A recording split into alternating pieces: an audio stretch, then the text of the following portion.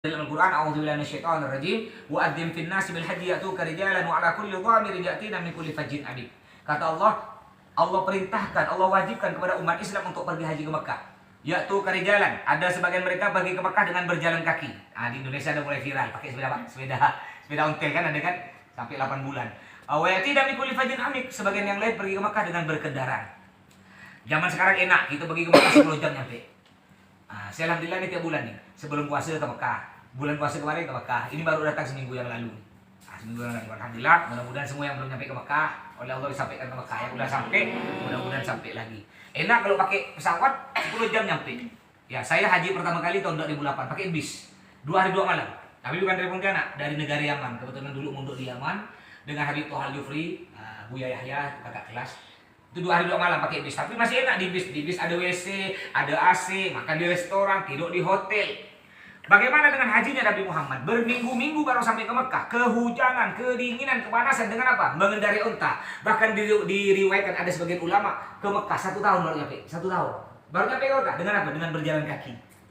Tapi karena rasa rindu kepada Allah, rasa rindu ingin berkunjung ke makam Rasulullah, jangankan harta, jangankan badan, nyawa dipertaruhkan demi memenuhi panggilan Allah. Oleh karena itu kawan-kawan yang udah mampu tabungannya cukup, ya bismillah ke Mekah. Ya, kita rumah udah punya dah, motor alhamdulillah, mobil janganlah, mobil kalau tak terlalu perlu lah. Biasanya kan orang kan, tunggu lah Pak Ustaz, saya beli mobil udah tabrakan mati, belum ke Mekah. Udah yang penting kok kita rumah alhamdulillah, ya bismillah. Sekarang tabungan kita niatkan pada Allah. Bismillah, saya Allah punya duit tabungan, saya mau berangkat ke Mekah. Apa kata Nabi Muhammad? Orang yang membelanjakan hartanya di jalan Allah ke Mekah, umroh, haji, pasti oleh Allah ganti. Buktinya kalau tidak percaya, lihat rata-rata yang kaya-kaya Pak Haji itu bukan? Pak Haji. Coba lihat orang-orang yang datang haji, balik dari Mekah, jual rumah apa gimana dulu? Jual rumah bangkrut apa enggak? Ada. Bahkan ekonomi masya Allah, pasti Allah ganti. Tidak ada cerita orang dari Mekah datang besok bangkrut jual rumah, tidak ada. Rata-rata lihat tambah pas udah dijamin oleh Nabi, tapi dengan syarat hajinya ikhlas semata-mata mengharap pahala dari Allah. Kadang-kadang ada orang mentang-mentang udah haji tulis sini Abu Bakar haji 1 kali. Kalau 2 kali berarti saya 3 kali. Kalau 10 kali itu namanya Haji Muhyiddin tukang bubur namanya. Kadang-kadang kalau udah mentang-mentang udah haji, tak ada dipanggil Pak Haji, tak panggil Bu Haji, tak ada rule, tak mau dia marah. Apa tak panggil Pak Haji 30 juta tau kata dia. Ada. Jadi kita haji umroh niatnya semata-mata mengharap pahala dan ridho dari Allah. Terutama ayo yang punya orang tua, masih hidup orang tua. Yang orang tua belum ke Mekah, sisihkan gaji kita, disisihkan. Niatkan untuk orang tua, nyenangkan orang tua. Tidak apa-apa kita belum nyampe, yang penting orang tua. Bagi orang tua yang tidak sehat, udah atau orang sepudah, berumur dah 60 ke atas, ya orang tua kita memang tidak pernah ngomong ke kita, tidak pernah. Orang tua kita tidak bilang, nak kalau kau punya duit aku pingin ke Mekah. Tidak, orang tua kita itu perasaan kepada kita. Cuma kita kepada anak yang berbakti, sisihkan harta kita sikit. Ya sisihkan, berangkatkan orang tua kita dulu. Ya, insya Allah kalau kita udah berangkatkan orang tua, tidak lama lagi kita akan nyusul. Ya. Dan juga dalam ayat yang Allah berfirman, a'udzubillahi minasyaitonir rajim, walillahi 'alan nasi hijjul baiti man istata'a ilaihi sabila. Yang artinya Allah wajibkan pergi haji ke Mekah bagi orang yang mampu. Allah tidak nyebut yang wajib haji orang kaya, tidak ada. Ya, kenapa Allah tidak sebut yang wajib haji orang kaya? Kenapa sebut yang wajib haji orang mampu? Karena orang kaya, orang mampu beda. Orang kaya pasti mampu, orang mampu belum tentu kaya. Kayak kawan nih contoh sini, mampu beli motor. Kan cuma mampu beli motor, mobil tak ada, berarti bukan kaya kan? Kalau orang kaya pasti mampu beli apa ya? Jadi orang kaya dengan orang mampu beda. Bayangkan, orang mampu wajib haji, apalagi orang kaya. Nah itu pemahamannya. Sekarang mohon maaf, ada orang mampu bangun rumah 300-400 juta, haji yang cuma 49 juta tak mampu. Mampu beli mobil Avanza 200 juta, haji yang cuma 49 juta tak mampu. Di rumah motor sampai bersusun 3-4 buti, umroh yang cuma 25 juta tak mampu. Makanya hati-hati, saya haji kedua kalinya tahun 2018, yang kedua kali. Haji 2018. Pada waktu itu saya jadi petugas haji, diangkat oleh pemerintah. Jadi ketika saya ngisi manasik haji, latihan haji, nak balik keluar masjid, tiba-tiba ada suami istri datang lagi. Pak Ustaz, saya mau undang Pak Ustaz. Iya bu, acara apa Pak? Acara selamatan haji di rumah saya tanggal sekian. Siap? Gang apa? Siap. Daerah Pontianak Barat, daerah Jeruju. Sekali dia nyampe hari hanya saya pergi ke rumahnya. Nyampe di depan gang, masya Allah, ini depan gang rumah cantik-cantik. Dalam hati saya, berarti yang undang saya ini ekonomi Ya, orang kaya, karena depan kita yang cantik semua rumah. Biasanya orang ke Mekah kan ekonomi enggak, apa menengah ke atas kan? Mayoritas lah gitu ya. Berarti dalam hati saya ini rumah pasti cantik rumah ini. Orang mampu kan. Saya nanya ke tuan orang tetangga itu, mana rumah sebulan? Oh di sana paling ujung paling kecil kata dia, dari triplek. Ketika saya nyampe di ujung, betul-betul rumah itu kecil, bukan tipe 36, lebih kecil dari tipe 36. Dari triplek, triplek itu kulitnya terkelupas-kelupas. Allah kata saya, masa sampai saya enggak jadi masuk nih, masa ini yang nak berangkat haji. Assalamualaikum, masuk dalam, ada mungkin 7 orang tetangga yang diundang. Enggak ramai, saking kecil rumah. Di depan rumah dia itu rumah ada mobil bersusun putih cantik. Kebetulan yang punya rumah duduk samping saya. Saya tanya, maaf itu rumah siapa? Oh rumah saya Pak Ustaz. Oh Masya Allah. Alhamdulillah Bapak ekonomi. Alhamdulillah Ustaz. Udah berapa kali haji? Belum. Umroh? Belum. Astagfirullahaladzim. Mobil 2 butik bersusun rumah tingkat 2. Umur 60 lebih. Belum nyampe ke Mekah. Ya Allah. Kata saya. Dan setelah saya ceramah sebentar makan-makan, saya panggil tuan rumah. Bapak yang undang saya nih, ini untuk cerita ini untuk semangat ya, semangat bagi kita nih. Panggil Pak, maaf Pak saya nak nanya, Bapak haji nih biaya sendiri atau dibiayakan karena orang kaya? Saya biaya sendiri Pak Ustaz. Maaf Pak, saya sampai penasaran saya. Maaf Pak saya nanya Pak ya, Bapak dapat duit dari mana? Sampai saya nanya gitu, saking penasaran saya. Pak Ustaz saya kerja Pak Ustaz, saya kerja beca. Istri saya jualan sayur di trotoar, bukan di warung resmi. Trotoar apa lah? Trotoar berapa lah dapat nama trotoar kan kadang-kadang diusir kan Satpol PP. Saya nabung Pak Ustadz 15 tahun kami berdua nabung. Kadang satu hari kami berdua nabung 30 ribu, 20 ribu, 40 ribu, paling banyak 50 ribu Pak Ustadz. 15 tahun kami nabung. Rela kami tak bangun rumah. Rela lebaran kami tak beli baju baru. Rela kami tak punya sepeda motor. Yang penting Pak Ustadz kami bisa memenuhi panggilan Allah. Tak malu gitu? Yang mungkin penghasilan kita suami berdua sebulan 10 juta, tidak malu. Lihat, mungkin ada yang udah jadi keluarga dari pegawai negeri atau jadi pejabat. Ini contoh bagi kita semua. Ingat ya, ke Mekah bukan karena duit. Bukan karena duit. Ya, ke Mekah karena panggilan. Contoh, siapa yang udah ke Mekah sini selalu? Yang udah pernah dapat jatah dari sini, Pak Nunung ya? Kan? Bukan karena duit Pak Nunung kan? Karena panggilan. Padahal banyak tetangga Pak Nunung keluarga yang lebih kaya dari Pak Nunung kan? Yang lebih kayu, yang lebih pintar, S3 bahkan, sampai mati belum nyampe. Banyak. Jadi kalau kata Allah tidak dipanggil, walaupun kau kaya kayak apa, kayak tepung putih anak duit tak berseri, tak mungkin nyampe. Tapi walaupun kau tak duit, ada saya seminggu lalu nih, ada nama jamaah saya namanya Bang Rahman. Beliau ini muazzin di Masjid Az-Zakirin. Tahu tak aja depan rumahnya Norsando? Yang PNK kan ada sana. PNK depan rumah Norsando kan ada Masjid Az-Zakirin tuh. Muazzinnya namanya Rahman. Dia umroh ngasih minggu lalu. Jadi karena dia sering azan, ada Bu Haji kaya. Man kata dia. Iya Bu Haji, mau enggak umroh kan? Mau lah Bu Haji, jangan nunggu Bu Haji. Iya. Udah kau daftar ke kantor Musdalifah. Berangkat ngasih baru datang minggu lalu. Sampai nangis-nangis ini peluk, ya Allah Ustaz. Saya apa istilahnya? Jangan karena mau berangkat umroh Ustaz, untuk makan sehari yang ngap-ngapan kata dia, alhamdulillah nih berkah karena tiap hari azan. Akhirnya nanti yang azan di musola ya. Nanti bilang Pak Ayo dia suruh berkat ke Mekah. Yang rajin azan di musola JNE ini. Tapi azannya harus ikhlas. Jangan dibikin. Nah ini. Juga apa kata Nabi? Nabi sangat keras ya. Nabi sangat keras. Bahaya nih. Kalau udah punya duit cukup, tapi nggak mau berangkat umroh, nggak mau berangkat haji. Apa kata Nabi? Man indahu zadun. Barang siapa ada ongkos cukup untuk berangkat haji umroh, tapi tak mau berangkat. Banyak alasan orang kalau tanya, ngapa ketua haji? Saya udah pengalaman saya tanya, ngapa Pak, ayo Pak umroh, ayo haji. Tak tunggu loh, Ustaz, belum ada seru kata dia. Belum ada seru. Padahal seru dan panggilan udah belum dalam Al-Quran. Sisa satu ya, panggilan dari malaikat penyambut nyawa belum. Ada lagi pengusaha muda yang masih muda tapi udah kaya. Saya pernah nanya, Bang, Masya Allah, Bang ini sekarang udah kaya lah. Boleh yuk haji yuk dengan saya yuk. Langsung berangkat. Enggak pakai ngantri, langsung berangkat 300 juta. Sekarang siapa ada yang mau berangkat? Ya, punya keluarga? Saya 300 punya saya 300. Ada 6 orang yang udah berangkat. Tergantung travel, ada 4,5. Kan ada visa, tergantung visa.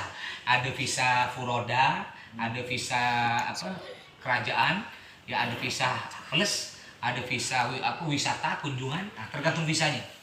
Nah, ada yang 300, kalau saya jual 300. Ya, 300 juta. Ada 6 orang, alhamdulillah. Dia bilang kalau saya kaya nih, masih muda nih, ayo lah Bang, kau berangkat yuk. Kau berangkat sekarang tak bisa, duit tak berseri. Berdua dengan istri bisa. Apa dia jawab? Pak Ustaz saya masih muda, Pak Ustaz bukan apa. Nanti kalau saya Mekah masih muda, nanti malah balik dari Mekah masih suka diskotik, masih suka main perempuan, Pak Ustaz. Saya bilang bukan gitu bang, walaupun kau masih muda berangkat jangan ke Mekah. Siapa tahu nanti di Mekah oleh Allah diberi hidayah, diberi petunjuk, hidayah jadi pengajian bagus. Ada lagi tanya nih, biasa dalil pegawai negeri nih kalau saya tanya pegawai negeri, Pak apa tak haji tak umroh? Padahal mampu yang beli mobil rumah cantik ni, suami istri pegawai negeri. Nanti ya Ustaz nunggu pensiun. Nunggu pensiun iya kalau masih hidup. Kalau di pensiun kan mereka mencabut nyawa. Ada lagi tanya lagi ada biasa orang, apa tak haji? Ngeri Ustaz. Saya dengar keluarga saya tangga Ustaz ya, ketika dia haji dia tawaf ke Ustaz pakai ramai orang, dia terjatuh terinjak-injak mati Ustaz. Maka saya takut mati Ustaz. Kalau waktunya mati di mana pun mati. Saya alhamdulillah haji 3 kali, umroh enggak tahu berapa puluh kali ya. Ini ya ada sebelum puasa umroh, lebaran sekarang umroh. Enggak tahu lah, enggak gitu. Ya, dari dulu dia. Alhamdulillah masih hidup tidak mati. Sebenarnya yang batas mati dulu saya.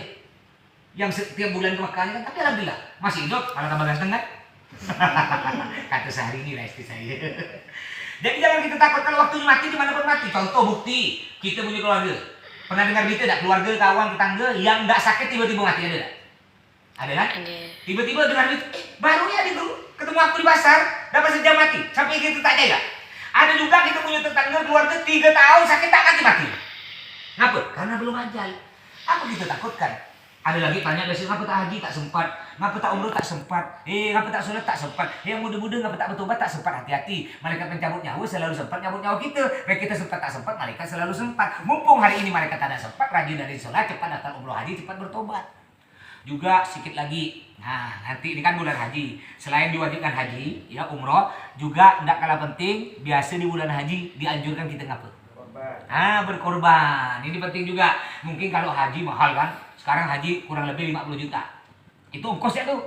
Lain paspor, lain selamatan, lain nanti balik-balik ditunggu keluarga. Tak bawa oleh-oleh. Memang tak oleh-oleh tak wajib. Cuma tak bawa dicap Pak Haji Masin kata dia. Ya. Itu paling sedikit 50 juta kan daftarnya kan. Tambah paspor. Ya, tambah macam-macam, tambah oleh-oleh selamatan kurang lebih 75 lah habis. 75. Mahal kan? Udah kita tidak mampu haji kalau mahal. Ya udah, cari pahala yang walaupun modal enggak terlalu besar tapi pahalanya besar. Yaitu korban. Sampai-sampai Nabi bersabda begini, "Adhimu duhayakum fa innaha 'ala sirati matayakum." Kata Nabi, berkorbanlah kalian karena hewan korban kalian akan menjadi kendaraan kalian nanti ketika melewati jembatan Siratal Mustaqim. Semua manusia dari zaman Nabi Adam sampai kiamat pasti akan melewati jembatan tersebut. Jembatan Siratal Mustaqim ya, lebih tajam dari benda apapun yang paling tajam yang ada di dunia. Benda paling tajam di dunia apa? Anggaplah silet ya. Ini lebih tajam dari silet. Kita lewat situ tak pakai sendal. Tak pakai sendal. Lewat situ. Ada orang lewat sekejap mata nanti. Ini pada mahsyar nih. Ini jembatan Siratal Mustaqim. Ini surga. Di bawah neraka berlapis-lapis. Ya, ini udah api nah. Ada sekejap mata nyampe, ada secepat kilat, ada berlari, ada berjalan, ada berangkat, ada bergelantungan. Bahkan sangat banyak sekali yang terjerumus ke jurang neraka. Tapi orang yang berkorban, kata Nabi Muhammad, mereka akan melewati jembatan Siratal Mustaqim tersebut dengan hewan korbannya. Makanya disunnahkan berkorban itu dengan hewan yang sehat. Tak sah korban dengan hewan yang udah buta, sah. Itu sesat pula kambing itu. Bukan bujur belok kiri jatuh. Atau hewan yang hewan yang kencang ya tidak sah. Jadi hewan yang sehat. Kalau sapi untuk 7 orang, unta untuk 7 orang, kambing untuk 1 orang. Banyak orang tak paham. Ustaz, saya kan laki-laki, berarti kambingnya laki-laki. Tidak ada. Kalau laki-laki atau perempuan, kambing bebas. Kambing mau laki-laki, mau perempuan bebas. Kadang-kadang akikah kan. Kalau kita punya bayi laki-laki kan berapa ekor? 2, bayi perempuan 1. Kadang-kadang orang tak paham. Bayi laki-laki berarti 2 ekor dan kambingnya harus berjenis kelamin laki-laki. Enggak, kambingnya enggak harus jenis kelamin. Bebas mau kambing laki-laki, kambing bencong pun boleh. Yang penting kambing sehat. Jadi ya mudah-mudahan oleh Allah semua diberi rezeki. Tadi hadisnya belum lanjut ya. Jadi kata Nabi, barang siapa punya duit ongkos cukup berangkat haji umroh tapi tak mau berangkat, apa kata Nabi? Falyamut. Yang udah punya ongkos cukup tapi tak mau berangkat, falyamut, mati saja kamu. Nabi bilang, kalau bahasa kita mati aja kau. Bahasa anak ini agak keras sedikit bahasa anak itu. Agak-agak lu sedikit. Mati saja kamu yang udah punya duit tapi tak mau berangkat. Tinggal pilih, insya'a Yahudiyan wa insya'a Nasraniyan. Tinggal pilih mati dalam keadaan Yahudi atau mati dalam keadaan Nasrani. Artinya orang yang punya duit tak mau berangkat, mati kafir dari Nabi. Mudah-mudahan oleh Allah kita dipermudah rezeki hingga semuanya bisa sampai ke Mekah dan bisa berkorban. Amin ya rabbal alamin. Sebelum saya tutup, mungkin ada pertanyaan tentang bab ini atau yang lain. Permasalahan agama dipersilahkan. Santai-santai ya. Boleh kalau ada kuenya keluarkan. Sambil santai, dia tak tegang. Sambil digigit-gigit. Ayo Pak Nolong. Kadang kan ini ada yang bilang kalau kita korban tuh satu boleh satu korban. Yang benar yang mana Pak? Satu keluarga atau satu hewan untuk satu nama? Ini pertanyaan bagus. Nggak sah. Yang nggak sah satu kambing satu keluarga nggak sah. Satu kambing satu orang, satu sapi 7 orang. Jadi satu sapi 7 nama, 7 orang. Ya, nyaman lah kalau satu kambing satu orang. Bagus, saya 2 kampung sekali. Kampung saya kan kampung istri, 1 ekor kambing nggak cukup ya. Jadi enggak ya, hitungannya 1 orang 1 kambing. Nah, kalau mau sapi 1 sapi 7 orang. 7 orang. Itu dengar ceramah Ustadz juga Pak. Kata beliau tuh satu keluarga itu cukup 1 kepala. Memang ada, itu bukan mazhab kita. Karena Nabi Muhammad pernah berkorban 1 untuk seluruh umatnya. Itu beda. Itu prioritas Nabi. Itu kayak hukum-hukum itu diprioritaskan orang Nabi. Contohnya Nabi boleh menikah 9. Prioritas Nabi. Terus Nabi Muhammad wajib sholat witir. Tak sholat witir, kalau kita sholat tahajud witir tuh, kan kita tidak wajib sunnah. Nabi Muhammad wajib. Ya. Terus Nabi Muhammad boleh menikah 9. Itu boleh tak? Kalau kita mau ikut Nabi, boleh? Tidak boleh. Paling banyak berapa laki-laki? 4. Itu pun siap begini kan sih. Tadi yang sholat tahajud, kalau kita Bukan tahajud witir, sholat witir. Maksud pas kita tahajud terus kita nggak witir nggak apa-apa? Nggak apa-apa sih, cuma sunnahnya itu witir. Karena witir ini sholat terakhir di malam hari, sholat penutup. Nah, sholat penutup. Ganjil boleh paling sedikit 1, sedang 3, paling banyak 11. Jadi Pak Nunung mau ngambil 1 pun boleh 1. Tapi harus maksudnya nggak bisa diakhiri dengan Iya. Jadi dalam Islam nih, Pak, ada hukum khususiyah, keistimewaan untuk Nabi Muhammad. Kayak tadi, Nabi berkorban 1 ekor kambing untuk seluruh umat. Tapi itu khusus hanya untuk Nabi. Kita sebagai umat enggak, karena ada hadis Nabi yang lain. Ya, bahwa korban itu kambing untuk 1 orang, sapi untuk 7 orang. Nah, sedangkan Ustadz yang jelaskan tuh mereka ikut madhab yang lain. Kita ini kan mayoritas orang Indonesia madhabnya Imam Syafi'i. Nah, Imam Syafi'i mayoritas gitu nih. Ya. Jadi kita ikut madhab yang terbanyak ya, yang terbanyak. Kalau kita berkorban untuk nama yang udah almarhum gitu. Bolehkah berkorban untuk meninggal? Boleh. Hukumnya boleh untuk meninggal. Ya, berkorban untuk meninggal atau mungkin gini ya, kita punya orang tua udah meninggal. Ya kita tanya-tanya keluarga, orang tua dulu dikorban enggak atau diakikah enggak? Mana orang tua kita tak duit tak ada dulu, kita mampu korbankan, nyampe pahalanya. Ya, nyampe. Itu menurut mazhab Syafi'i. Tapi kalau mazhab lain bilang tak sampai. Ada juga mazhab lain mengatakan tak sampai, orang mati. Ya, orang mati didoakan tak mungkin sampai. Nah, kita ini kan mayoritas Indonesia, umumnya 95% Indonesia ini mazhabnya Syafi'i. Mazhab Syafi'i ini apa? Mau tahlil, mau serakal, baca maulid, acara Isra Mi'raj, maulid Nabi, ulang tahun, itu mazhab Syafi'i. Nah, itu mazhab Syafi'i. Mau enggak ulang tahun? Anaknya ulang tahun. Nah, berarti mazhab Syafi'i.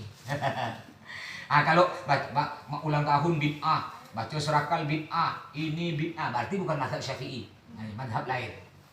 Ya. Ada lagi? Silakan. Kalau misalnya orang tua udah meninggal, itu wajib kita akikah kalau dia belum akikah? Nggak, hukum akikah tidak wajib, hukumnya sunnah. Bagi yang hidup atau yang meninggal, hukumnya sunnah, tidak wajib. Nah, cuma kita sebagai anak yang berbakti kepada orang tua, kalau kita punya duit, akikahkan orang tua kita. Jadi kalau korban nanti lebaran haji, itu nanti untuk jembatan untuk kendaraan kita melewati jembatan Shiratal Mustaqim. Sedangkan akikah itu untuk orang baru lahir. Tapi andaikan dia sampai meninggal belum diakikah, masih disunahkan untuk akikah. Apa gunanya akikah? Akikah nih, orang yang belum akikah, mungkin ada yang belum akikah, seakan-akan kayak barang digadai. Jadi orang yang belum akikah ini masih tergadai kepada Allah. Cara nebusnya dengan kambing itu. Diri kita sendiri boleh. Iya, sudah. Akikahkan diri kita sendiri sudah. Mungkin orang tua dulu tidak mampu kita akikahkan. Kita udah punya duit, akikahkan untuk diri kita. Akikah. Yang wajib duluan itu misalnya Akikah dulu. Urutannya akikah dulu. Kenapa akikah dulu? Karena kita nak nebus diri kita nih. Kita kan masih digadai nih, digadai kepada Allah, belum nebus. Nah, istilahnya udah nebus punya duit lagi, barulah kita berkorban. Silakan ke masjid boleh hewan korban atau pesantren saya silakan yang makan nih nanti yang makan hewan korban lah anak-anak yatim ya anak-anak yatim nih mereka nih tiap hari kerjanya sholat belajar udah jelas lah atau untuk ibadah lah. Ya, Ustaz, tapi misalnya nih kita kan mau berkorban, nah, orang tua kita kan juga udah meninggal, yang didahulukan tuh kita kan atau untuk almarhum orang kita? Didahulukan yang hidup dulu baru yang meninggal. Kita dulu punya duit lagi baru orang tua kita.